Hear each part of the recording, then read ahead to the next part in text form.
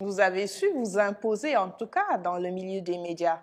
Vous avez dirigé des instances, comme j'ai dit tantôt. Je fais allusion à la Fédération internationale des journalistes africains. Donc, vous êtes la première femme africaine à diriger également cette instance. Oui, absolument. Je pense que au niveau des médias, j'ai eu deux positions. En tant que femme journaliste, j'ai compris très tôt, parce que quand même, quand je venais, il n'y avait pas une masse critique de femmes dans les rédactions.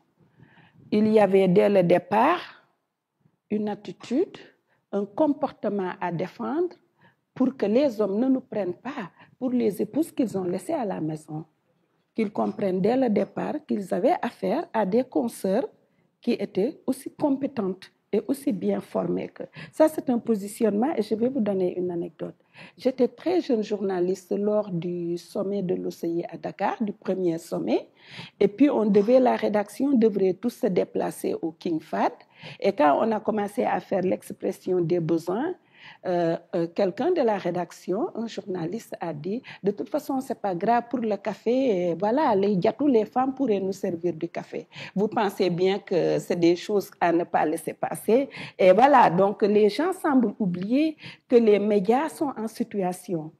L'espace médiatique, dans l'espace médiatique, se reproduit en fait tous les rôles de genre, tous les rôles sociaux tels que déterminés dans la société. Et si vous regardez bien, pour avoir fait les rédactions, ça a dû vous frapper, tout ce qui est reportage ou documentaire à caractère social ou sujet à caractère social est presque systématiquement affecté aux femmes. Les questions qui semblent relever de l'économie, de la science, de la défense sont par exemple confiées aux reporters hommes. Donc il y a une division sexiste du travail et je pense que le premier positionnement à assumer dans la rédaction, c'était de dire qu'on est là, qu'on est des journalistes, point barre.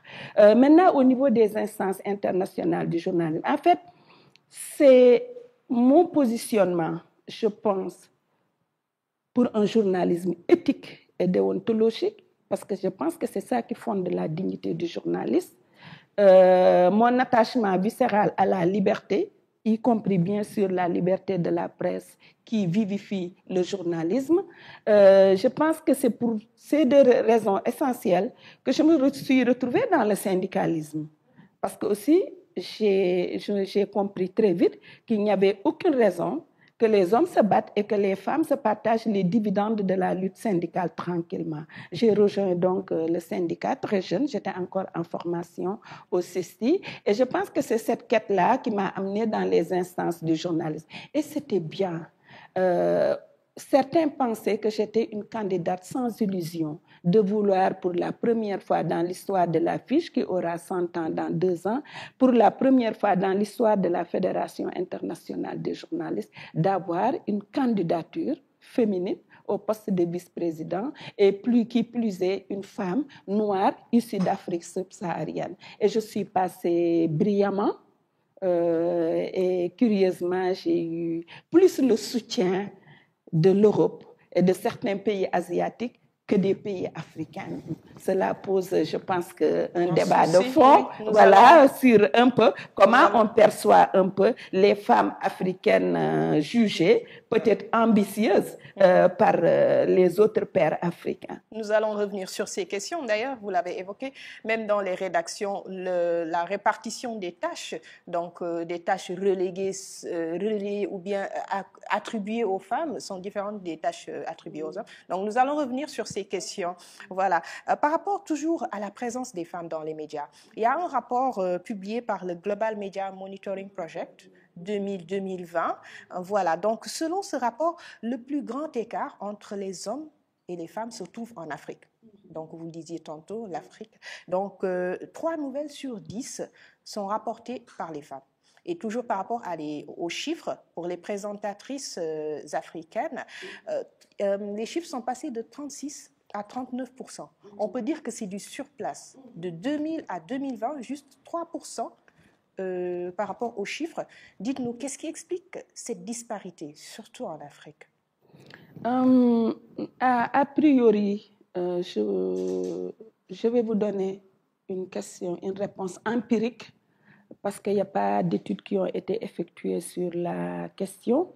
Mais je pense que déjà, il faut comprendre que être femme, être journaliste, ce n'est pas toujours évident partout, mais en Afrique aussi.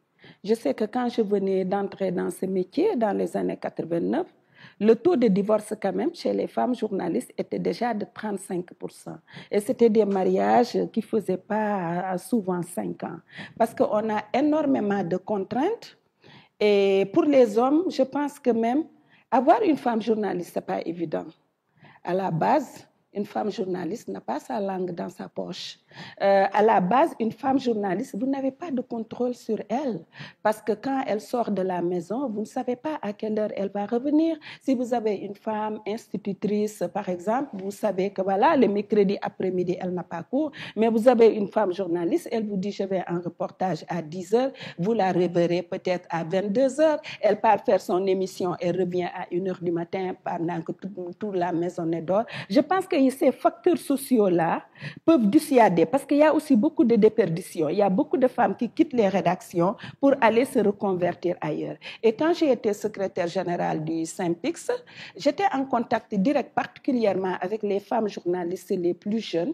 Et je sais qu'elles avaient beaucoup de soucis à concilier un peu leur statut d'épouse, leur statut de femme journaliste dans une rédaction qui reste très contraignante. Ça peut être un obstacle peut-être socio-culturel qui peut expliquer. Le deuxième obstacle, il est même aussi peut-être socio-culturel aussi. Les femmes ont du mal à faire carrière dans les médias.